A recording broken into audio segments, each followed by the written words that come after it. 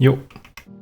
Sur CS2, bon, il y a beaucoup de choses qui ont changé, mais une des choses principales qui a changé, c'est le système de tick rate. On est passé de CSGO, qu'on connaît à peu près tous, où le tick rate était à 64 ou 128 ticks, et entre ces ticks, il n'y avait rien qui se passait.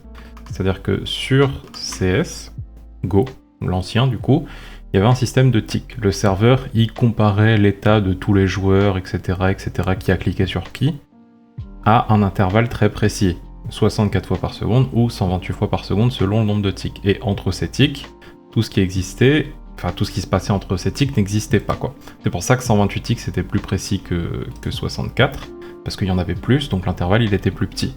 Quand on faisait quelque chose, quand on cliquait sur la souris par exemple là au milieu du tick, c'était pris en compte seulement au tick d'après.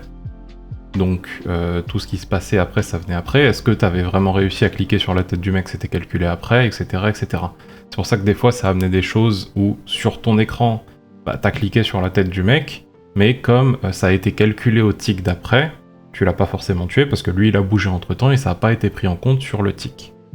Sur CS2, c'est différent. Ils veulent faire en sorte qu'il y ait plus de ticks. Il y a toujours des ticks, évidemment, c'est là où le serveur refait des calculs et resynchronise les joueurs, mais tu peux avoir des informations qui arrivent à l'intérieur du tick. Si par exemple tu cliques sur ta souris au milieu à l'intérieur du tick, quand le serveur il va recevoir et tout recalculer au tick d'après, bah, il va prendre en compte que tu as cliqué au milieu du tick, il va voir l'autre joueur où est-ce qu'il était au milieu du tick, et si sur ton écran tu l'as tué, tu l'aurais effectivement tué. C'est en théorie mieux. En pratique, ça crée des problèmes et CS2 est encore en bêta actuellement, mais il y a beaucoup de gens qui ont des problèmes et qui ont l'impression que ça marche pas. Quand ils cliquent sur un ennemi, ça marche pas bien. Quand ils tuent quelqu'un, ça marche pas et il y a de l'input lag, il y a quelque chose qui va pas, etc., etc. Il y a beaucoup de problèmes. Il y a une théorie qui a été soulevée, il y a énormément de théories qui ont été soulevées. Il y en a une qui est intéressante qui a été soulevée hier sur Reddit par quelqu'un dont j'ai oublié le nom, mais je mettrai le post Reddit dans la description, qui disait que le problème principal qu'il y avait sur la bêta de CS2 actuellement, c'est que entre le vrai moment du tir et l'animation qui se passe sur l'écran, il y a un délai.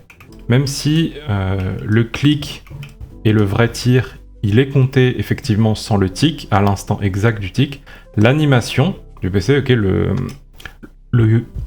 pardon, le gun qui bouge, le flash, etc., c'est affiché seulement au tick d'après.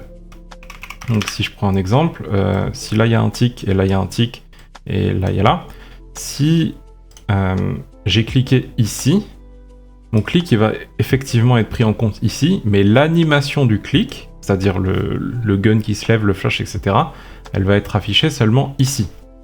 Et comme nous, on voit pas les clics, la seule chose qu'on voit, c'est l'animation, on est habitué sur CSGO à dire « Ah bah, mon clic, il a été pris en compte à l'animation. » Donc, ça donne des choses bizarres où la réalité de ce que le jeu calcule est pas la même réalité que ce qui est affiché là. Ce qui est affiché, ce qu'on voit à l'écran avec les animations, etc. Ok, c'est une théorie, d'accord. Comment est-ce qu'on pourrait tester cette théorie?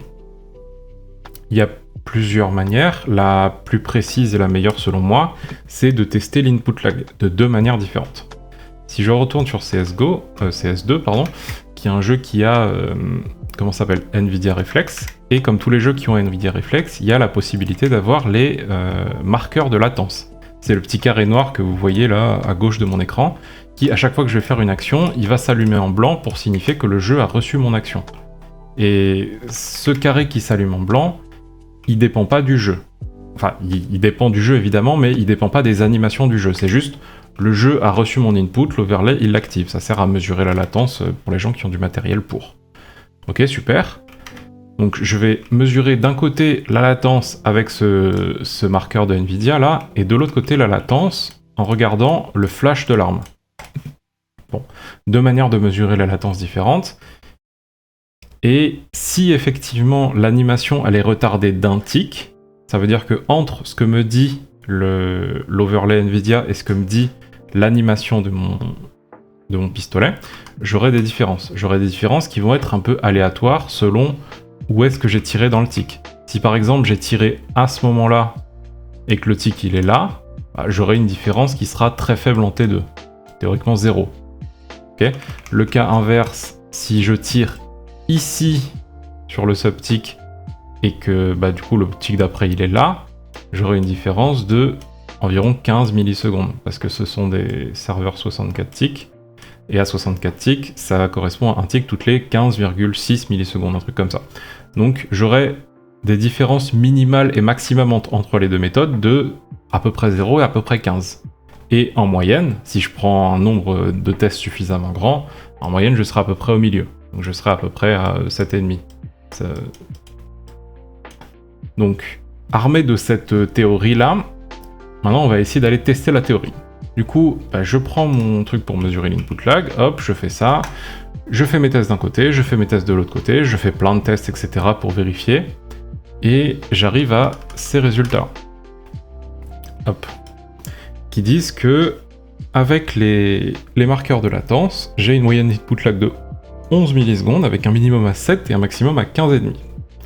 Et si je refais le même test en prenant le muzzle flash, c'est-à-dire le flash de l'arme, j'ai une moyenne à quasiment 19, un minimum à 8 et un maximum à 27. Du coup, dans le deuxième tableau en bas, j'essaie de comparer la différence que j'ai mesurée avec la théorie de si l'animation était vraiment en retard. On a une moyenne mesurée à 7,5 et une théorie à 7,8, ce qui est relativement proche.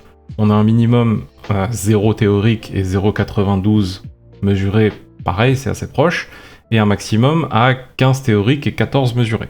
Probablement que si mon échantillon était plus grand, là c'est un échantillon de 1000 valeurs, si c'était 2000, 3000, 5000, je me rapprocherais de plus en plus des extrêmes théoriques.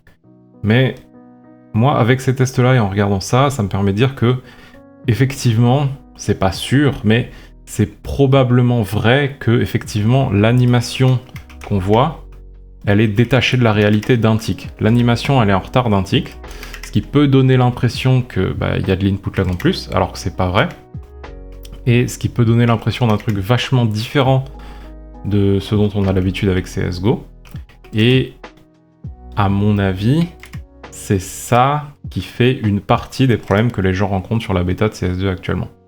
C'est qu'une toute petite partie, évidemment, parce que là, on est en local, okay, il n'y a pas d'internet qui rentre en compte, il n'y a pas de... voilà. Et une autre grosse partie, c'est le netcode. Comment il y a de la compensation à la latence, il y a énormément de paramètres sur Internet qui ont même beaucoup plus d'impact que ça, parce que ça, on parle de quelques millisecondes, vous voyez ce que je veux dire? En moyenne, le flash, il apparaît 7 millisecondes après.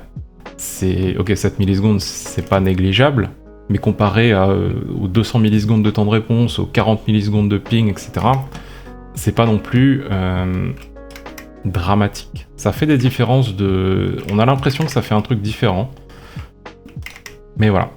C'est pas à cause de ça que, par exemple, vous mourrez après vous êtes caché derrière un mur, genre vous faites ça là, et puis vous avez passé le mur, vous mourrez. Les gens qui ont joué un petit peu à la bêta de CS2 savent que ça arrive plus régulièrement que CSGO. Ça, c'est plus des questions de netcode, mais les sensations, j'ai un peu envie de dire de feeling bizarre, ça peut potentiellement venir de ça. Voilà.